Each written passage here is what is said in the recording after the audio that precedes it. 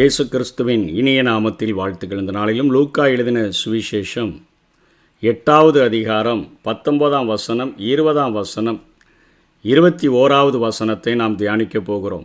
அப்பொழுது அவருடைய தாயாரும் சகோதரரும் அவரிடத்தில் வந்தார்கள். ஜனக்கூட்டத்தினாலே அவரண்டையில் அவர்கள் சேரக்கூடாது இருந்தது. அப்பொழுது உம்முடைய தாயாரும் உம்முடைய சகோதரரும் உம்மை பார்க்க வேண்டுமென்று வெளியே நிற்கிறார்கள் என்று அவர்களுக்கு அறிவித்தார்கள்.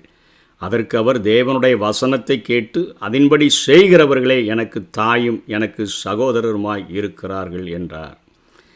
இதற்கு முந்தின பகுதியில்தான் ஆண்டவர் சொல்லிக் கொடுக்கிறார், விளக்கை கொளுத்தி பாத்திரத்தால் மூடி வைக்காமல் விளக்கு தண்டின் மேலே வைக்கணும், கட்டிலின் கீழ் வைக்கக்கூடாது, வீட்டில் உள்ள எல்லாருக்கும் வெளிச்சம் கொடுப்பதாக அது இருக்க வேண்டும், நாம் உலகத்திற்கு வெளிச்சமாக இருக்க வேண்டும், நம்முடைய நற்கிரியைகளை கண்டு பரலோகத்தில் இருக்கிற பிதாவை மகிமைப்படுத்தும்படிக்கு நம்முடைய வெளிச்சமானது இந்த உலகத்தில் பிரகாசிக்க வேண்டும் என்று இயேசு கிறிஸ்து பிரசங்கித்திருக்கிறார். அவருக்கு இப்பொழுது ஒரு சோதனை வருகிறதை நாம் பார்க்கிறோம். மார்க்கு 3ஆம் அதிகாரம் 21வது வசனத்தை நாம் பார்த்தோம் என்று சொன்னால், இப்பொழுதுதான் இயேசு பேசியிருக்கிறார்.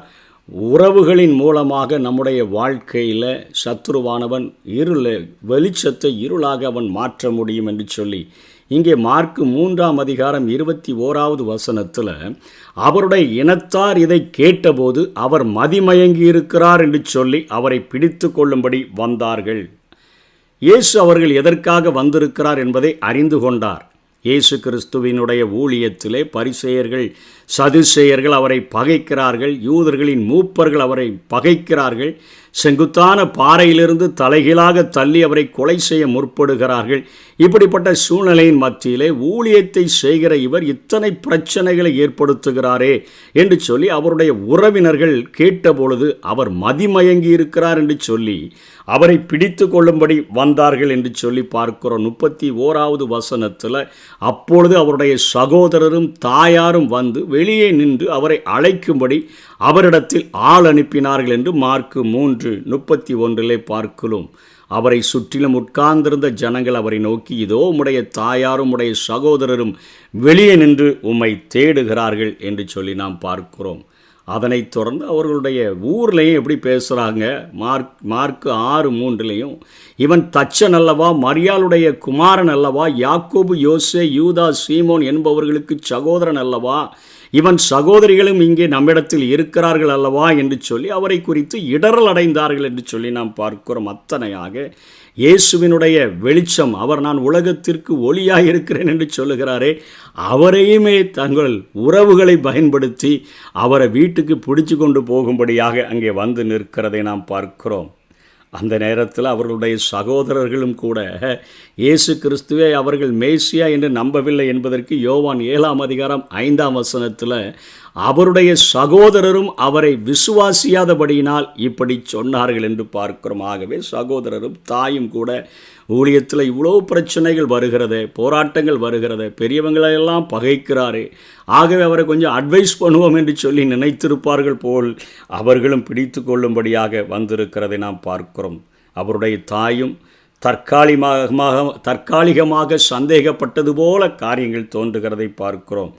குடும்ப உறவுகளை பார்க்கிலும் ஆவிக்குரிய உறவுகள் அன்பானது, முக்கியமானது என பொருள்படும்படியாக இங்கே இயேசு கிறிஸ்து பேசுகிறார். அவருடைய சித்தம் செய்கிறவர்களாக நாம் இருந்தால் நாம் தான் கிறிஸ்துவுக்கு நாம் தாயாகவும் சகோதரனாகவும் சகோதரியாகவும் அவரால் கணக்கில் வைக்கப்பட்டு பார்க்கப்படுகிறார் என்கிற கருத்துக்களை அவர் சொல்லுகிறதை பார்க்கிறோம். எபிரேயர் 2ஆம் அதிகாரம் 11ஆம் வசனம் 12ஆம் வசனத்தில் எபிரேய ஆக்கியோன் எழுதும் பொழுது இதை குறித்து அழகாக அவர் எழுதுகிறதை நாம் பார்க்கிறோம்.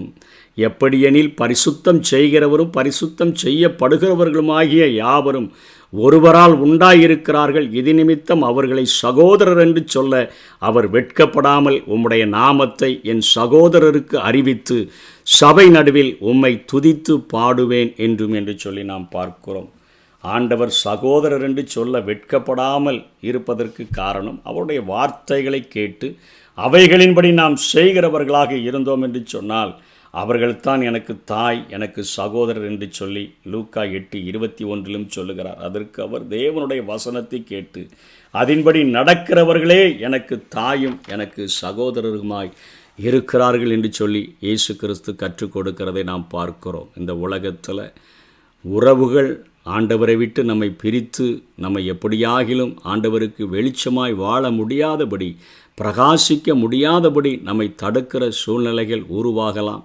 சீஷன் என்று சொல்லி அழைக்கப்பட்டிருக்கிற எந்த ஒரு மனுஷனும் தகப்பனையாவது, தாயையாவது, மனைவியையாவது, பிள்ளைகளையாவது அவரிலும் அதிகமாக நாம் நேசித்தோம் என்று சொன்னால் அவருக்கு சீஷராக இருக்க முடியாது.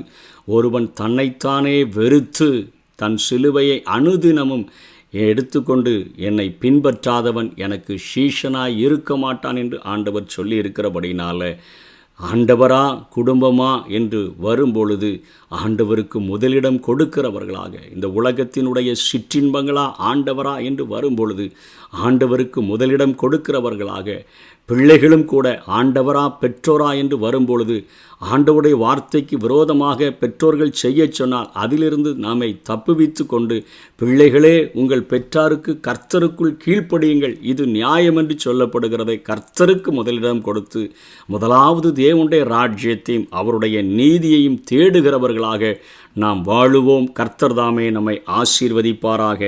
ஆமென். நல்மேய்ப்பரே நம்பிக்கையே, நானும் உந்தன் ஆட்டுக்குட்டி. நல்மேய்ப்பரே நம்பிக்கையே, நானும் உந்தன் ஆட்டுக்குட்டி. உம்மைத்தானே பின்தொடர்ந்தே உம் தோளில் தான் நான் இருப்பேன்.